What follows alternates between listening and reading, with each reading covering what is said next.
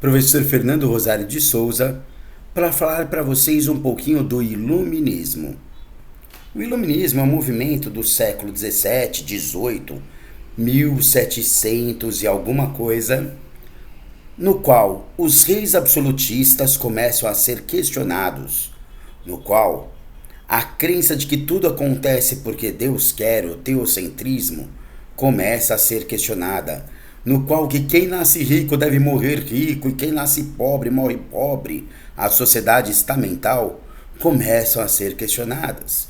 Esses fatores são chamados de antigo regime. Não vai pensar que aquele regime que eu comecei ontem já desistiu hoje. Não, não é isso.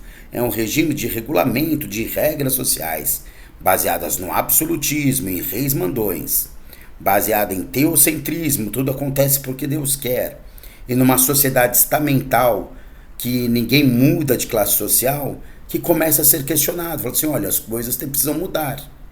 Então, o iluminismo vai ter entre seus grandes ideais as três cores da bandeira francesa que a simbolizam: liberdade, igualdade, fraternidade.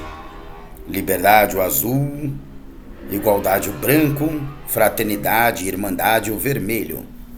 Precisamos agora saber alguns representantes do iluminismo que criticavam existir um poder centralizado nas mãos de um rei. Montesquieu é um deles. Ele dizia assim: para o rei não acumular todos os poderes, nós precisamos ter um governante que realmente execute o poder, seja o poder executivo. Mas ele não vai fazer as leis. Quem vai fazer as leis será o poder legislativo dos deputados, tá? No caso do municipal, dos vereadores. E quem vai julgar se essas leis estão sendo cumpridas ou não também não pode ser o rei. Tem que ser o poder judiciário. Tem que ser um juiz do poder judiciário, tá? E se o poder ficar dividido em três, o poder controla o poder. Ninguém vai ter poder demais. Essa é a teoria do Montesquieu, que nas grandes democracias do mundo é adotada. Então, para você lembrar do Montesquieu, você vai imaginar que ele fez cada um dos poderes dele num monte. E ele vai falar: olha os montes que eu fiz, o monte executivo, o monte legislativo e o monte judiciário. Muito bem. Um outro pensador do iluminismo é o Locke. O Locke, ele diz que o rei realmente ele tem o direito de governar. O povo cede alguns direitos, cede um pouco da liberdade num contrato social em que o rei vai fazer a parte dele. Mas que quando o rei quebrar esse contrato e não fizer a parte dele, não for um bom governante, o povo tem o direito à revolução, o povo tem direito a derrubar, tá? Para você lembrar do Locke, o Locke vai falar assim: mano, se o rei não estiver governando direito, a gente pode dar uma de Locke e derrubar esse rei, tá ligado, mano? Vamos dar uma de Locke e derrubar o rei, dar um tapa na coroa dele. Bom, Rousseau e Voltaire. Existe uma divergência aqui nesses dois quanto à questão de quem deveria governar. Para Rousseau, ele acredita que o homem nasce bom por natureza e a sociedade que o corrompe, né? Ele vai falar que a maioria deve governar. O que a maioria decidir é o que deve ser feito.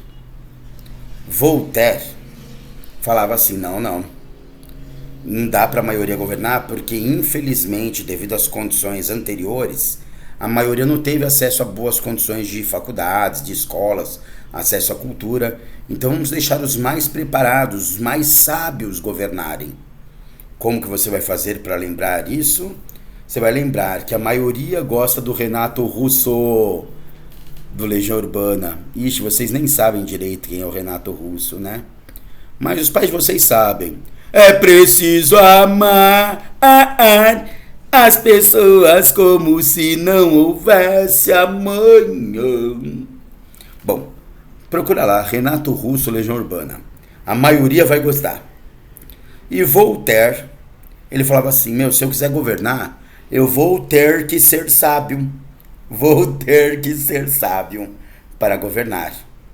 O Adam Smith é considerado o pai do capitalismo. O nome chique do capitalismo é liberalismo econômico.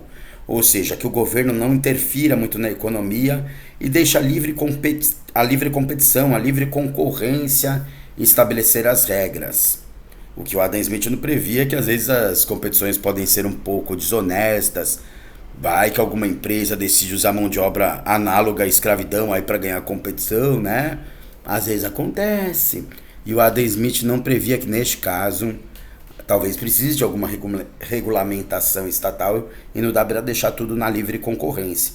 Mas ele também dizia, olha, o comércio tem uma mão invisível, a livre concorrência tem a mão invisível do mercado que vai regular as situações e que os consumidores podem regular isso e deixarem de comprar, boicotarem empresas que façam as coisas erradas.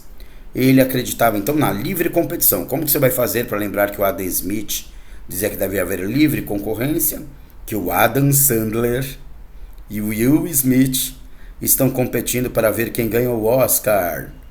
Aê! Bom, gente, espero que isso tenha dado uma visão geral aí. Lógico que está faltando muitos pensadores, Diderot e D'Alembert, que inventaram a enciclopédia. Ó, pra você lembrar da enciclopédia, lembra que os livros antigamente tinham as páginas bem grossas? E você tinha que D'Alembert ou Diderot para virar a página. Nossa, foi horrível. Mas tá bom. Gente, bons estudos para vocês. Lembrem de estudar pelo livro e pelas anotações do caderno também. Até a próxima.